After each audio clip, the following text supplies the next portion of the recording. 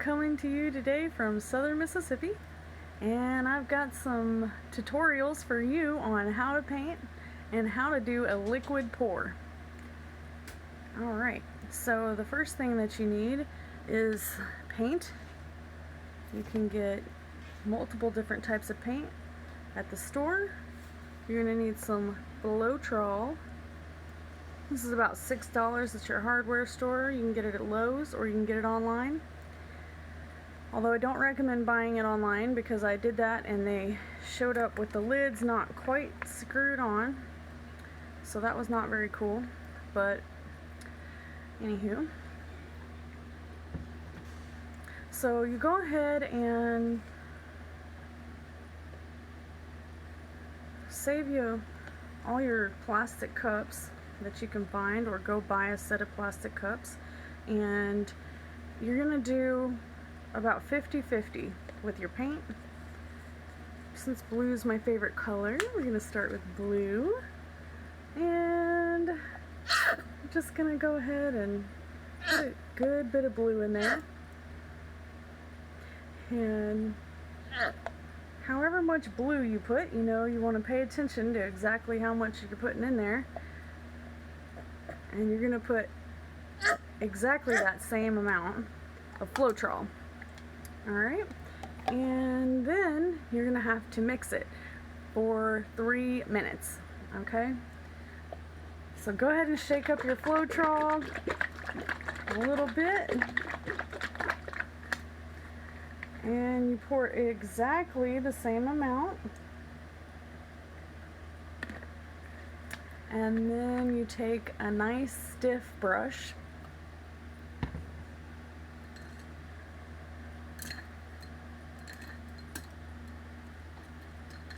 and get one that can really get down in the crevices, like this one. It's at an angle, so that's going to be able to get real good in the corners. And then normally if I wasn't recording, I would go hit the button for 3 minutes and make sure that I don't get, lazy. So, anywho, one of the things that you want to do before you do your pour is go ahead and look and see if there's anything in your refrigerator that you can clean out, like small bottles, and especially if they've got a nice tight lid on them so that you can shake it up, and or any cups that you had in the car, recycle those. Hold on to any Burger King cups that you have or Taco Bell cups. They're perfect for the job. And we still have 2 minutes, so we're just gonna go ahead and really stir it up. Make sure you get the sides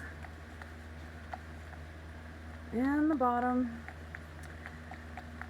Although this is acrylic paint, I really like to use ink better.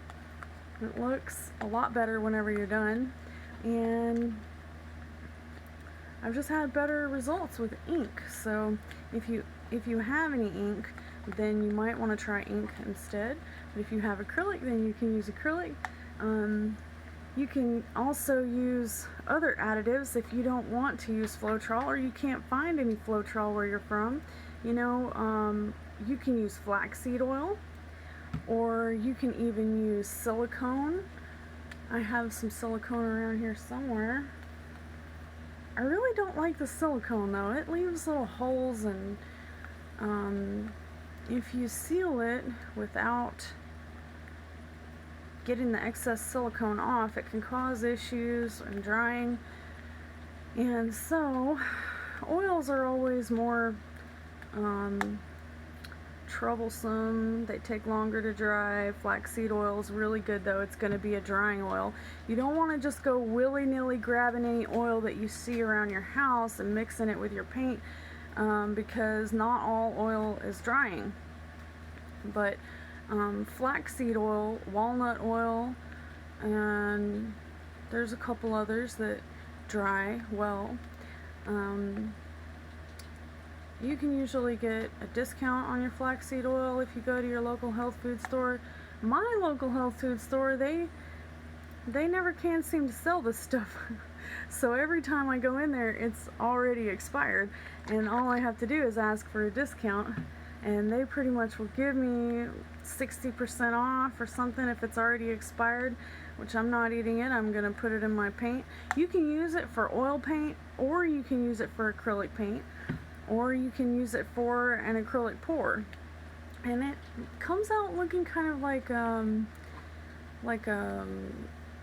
marble whenever you pour it on your canvas. It's really, really pretty. And then after it dries, you can use resin. That you can get resin at Walmart now. I don't know about everywhere, but I live in a pretty small town and they just recently started carrying it, and I'm so excited because normally I have to drive an hour or order it online, and I don't ever really know what quality of resin that I'm getting. So the stuff I bought at Walmart was about $18, and usually after traveling for an hour, it's locked up at Michael's. They have to go get a key and unlock it, and it's $30, and they don't even give you as much as Walmart gives you for $18. And the one time that I did use it, it did not really dry that good. Gave me a lot of trouble, and of course I used my torch. You want to make sure that you have a torch. If you don't have a torch, then you can use a blow dryer, or it's just not going to work quite as good. So you want to go ahead and take the time. Alright, so I've been mixing this for a good 5 minutes, at least 5 minutes now. So this should be good.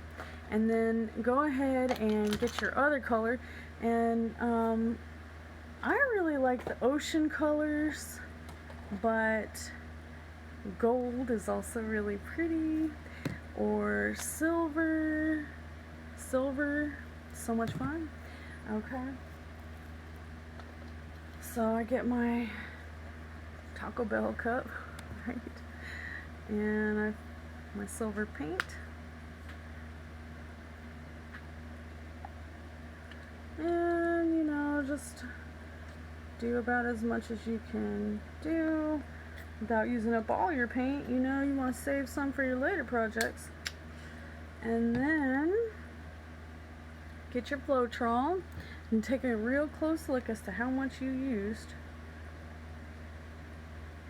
and try to use about the same amount.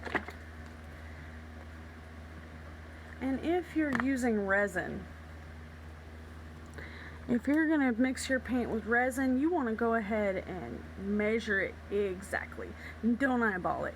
Use your measuring cups. Most of the resin comes with measuring cups. If it doesn't, if you buy resin at Walmart and it does not come with a measuring cup, then you want to go ahead and purchase one specifically for this, because you're never ever going to want to put your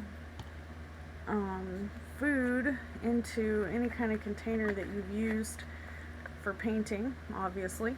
So go ahead and do that, and then find another good, usually I try to get a tilted brush. It's going to have a little tilt to it right there, so that you can get down in those corners and really mix it up. So let me see what time it is. Alright, so I always try to set an alarm and make sure that I mix it for the full amount of time, and make sure that you scrape around the edges to leave no stone unturned. Okay, and in the meantime, you can just kind of think about how you want to do your pour. Do you want to pour it over something else and try and make a pattern? So if you do have maybe like 5 or 6 different things that you can pour over. So for example, if you have an old strainer, you can use an old strainer. If you have an old Coca-Cola bottle, you can cut it in half and use the bottom, and pour over it. I really like this. This is an antique candle holder. And if you flip it over, it's got multiple little rings, and it's perfect for pouring paint over, and it makes the cutest little flower design. But if you're not looking to go for the flower design, maybe you're looking to go for something a little bit more retro, you know, you could just do a dirty pour, which you still have to mix everything separately even if you're doing a dirty pour. So you go ahead and mix up all your paints and as you're mixing, you just you can pour each individual color into another larger container. So if you aren't a hoarder and you don't have 100 spaghetti containers laying around, then you might want to go to the refrigerator, like I mentioned before, and find a big container. I use my yogurt container or my coffee container or something of that nature that is gonna have it's gonna have a lid so that you can shake it up if you want to, which with your dirty pour usually you don't shake it. So you just pour, you can pour it from low or you can pour it from way up high, and the higher that you pour it from into the big cup, the more cells that you're gonna get. So if you want it to look more like two solid colors, then you can pour it from low. In other words, if this was my cup that was empty, I would pour it from low. If you want to pour it from high, it's going to give you more cells. And you know, if you have trouble, if this is your first time doing this, then you might want to find some lids and put them underneath your canvas. I have a setup where my easel's sitting on my desk, and then I have the little lids to my coffee containers or yogurt containers or whatever I had sitting around. You know, part of being an artist is being a hoarder. You have to hoard every lid and every container that comes through the kitchen. Just go ahead and make yourself a little recycle bin for all your goodies, and then you won't be, oh, I should have bought this and I should have bought that. And you know, it can be a lot more costly to do one little project if you don't have any of this stuff just sitting around. So anywho, it has been 4 minutes now that I've been stirring the silver, and it looks pretty good. Let me show y'all. Can you see it? I don't know if you can. Anywho, so I've got blue and I've got silver, and maybe we'll do a little black. Alright, do some black. So this black, if you get, now if you're using apple barrel, it's really cheap paint. So the 50-50 ratio is going to be closer. But if you're using this really thick paint, then you're not going to have to go quite 50-50. You're going to use maybe 25% paint, and then go ahead and put like another twice as much Floetrol as you will paint, because this paint is so much thicker. As you can see, it's a lot thicker. So then you just go ahead and shake up your Floetrol a little bit, and there's about that much paint in there. So we're gonna put double the amount, or almost double the amount, okay? Because you don't want it to be too liquidy, So you don't want to go full double the amount, but you kind of just do it like you would your pancake batter. Alright, and then you find a good brush and mix it up. And even though the Floetrol is white and the paint is black, it still usually makes a really nice black, dark black color. Regardless, it doesn't come out too cloudy, which is awesome. But this is a lot thicker, so I suggest that if you're going to use the see, this is Daler-Rowney. I thought that this was Liquitex, but Daler-Rowney is also a very good brand, and it's very thick, and it really adheres to the canvas a lot better. So if you're going to lay down a background layer on your canvas, you want to go ahead and make sure that the background layer is prepped. Okay, today I'm gonna do a pour over this painting I've already done before. Now, I really love this one, but it's just not really popping. So I think that we can get some better colors, better contrasting colors. And so we're gonna do black and silver and blue.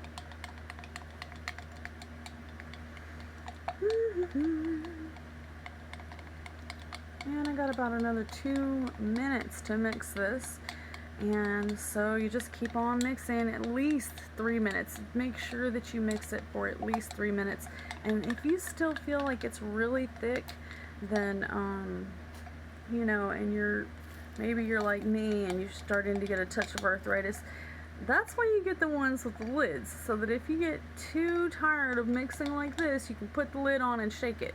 Alright? Still want to shake it for the same amount of time that you would normally stir it for, but it does make it a little bit easier. You can actually hand it to your kids, your neighbors, your lover. Hey honey, will you please shake this for me? And they usually don't mind helping out. So go ahead and put the whole family to work. Alright, and then make sure that you don't forget to scrape the sides. Did I tell y'all to scrape the sides? I know I did.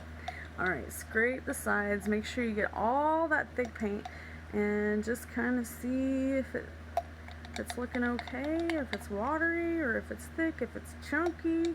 You know, we don't want no chunky paint. Alright. And then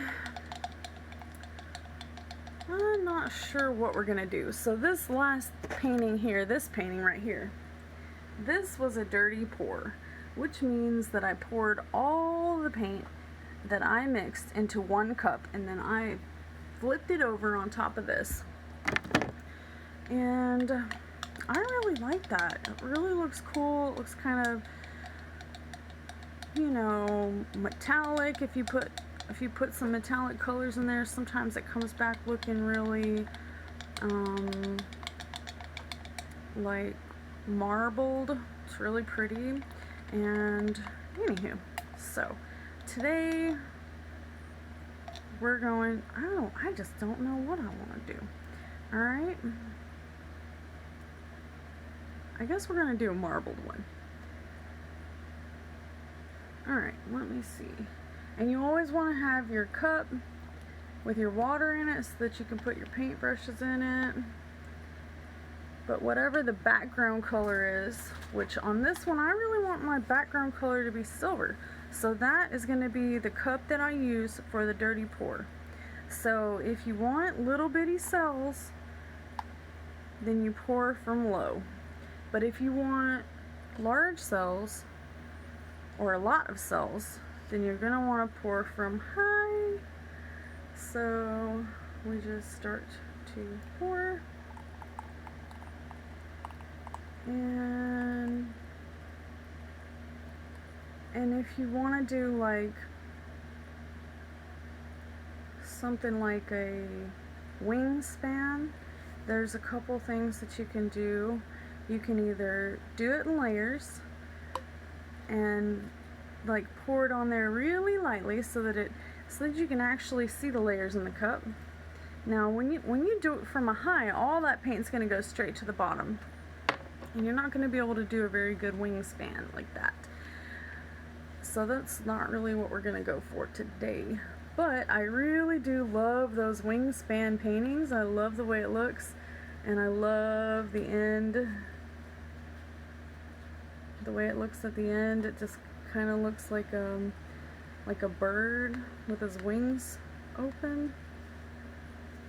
Okay, and then some people will pour it from one cup into another cup, and then from there. So I've never done that before, but there's a first time for everything, so let's try it. So we're gonna pour the paint out into another cup, and you can see how it's from high, from low, from high, from low. We're just trying everything today. Okay, and then once you have your paint all in one cup, I'm gonna let you take a look. Cool, right? Alright, then what you're gonna do is you're going to flip it over right on top of the canvas.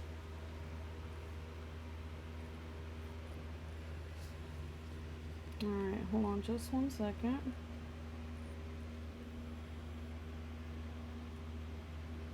There's the canvas. Are y'all ready for this? Okay, we're gonna flip it over. Alright, and then we're gonna let it settle. Okay, let it settle.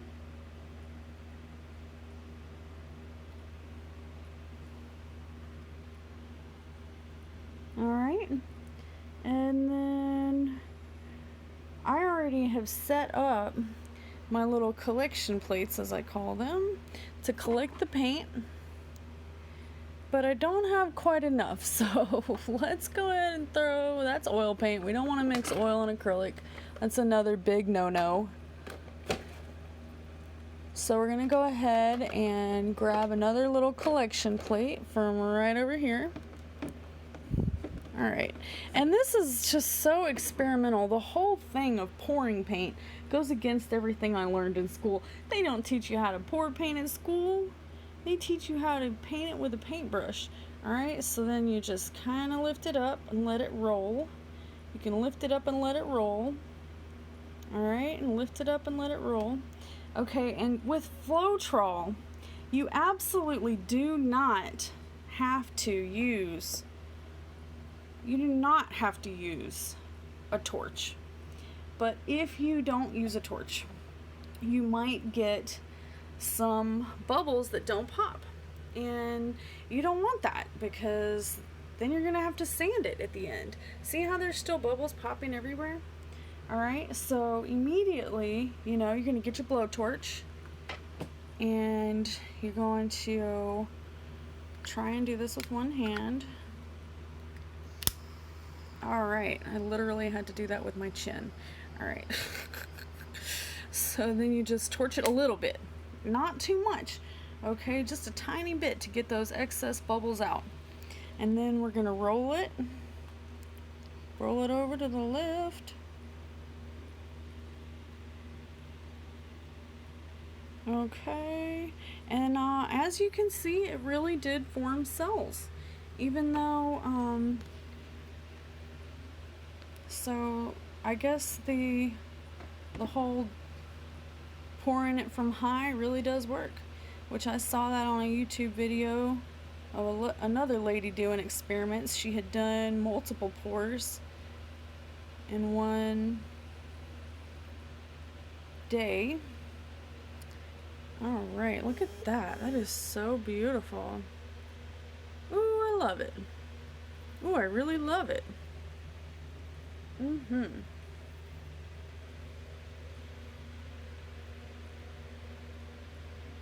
Alright, and then as you can see, it's collecting in the collection plate, and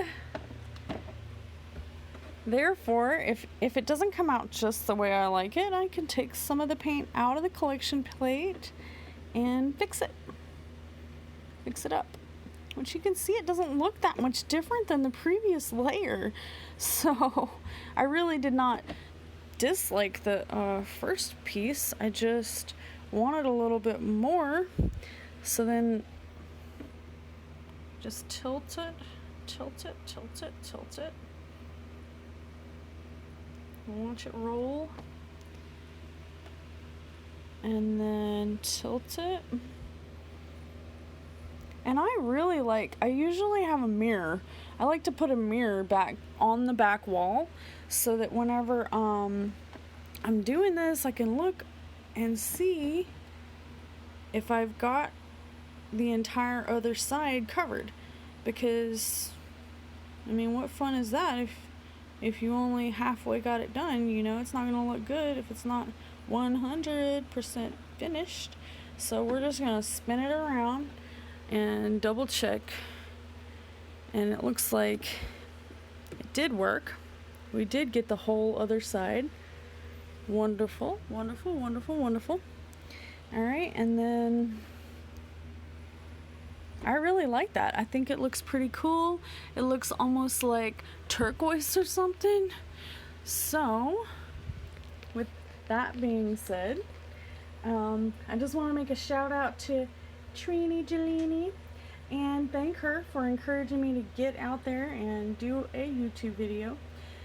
And I hope that all of you learned lots of great stuff from this video. If this is your first time trying to do a liquid pour, feel free to reach out to me and I will send you all the information you need. Alright, y'all have a great day.